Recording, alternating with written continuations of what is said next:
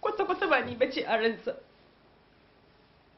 Ina ji a jikina a kowane lokaci wani abu zai iya faruwa saboda ba zan bar shi ya ci gaba da irin wa'innan halayyan ba. Wallahi komai zai iya faruwa a gidan nan.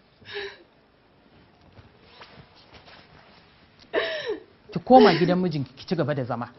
Na tabbatar zai daina ko yau ko gobe. Me ke kuka? Matacciya take sa ki kuka akan mijinki? Wadda babu ita ba a ganinta ba a jinta ba kuma za a sake ganinta ba har abada ba za a sake jin ɗuriyarta ba. Umma shi yana ganinta, umma yana jinta. Wallahi umma shi yana jin abin da take faɗi kuma yana ganinta. Umma abin wancan a cikina ake ganinta, a cikina ake. Minal, ki tafi gurin umman ki Rabi ta baki shawara tunda ni na baki kin ki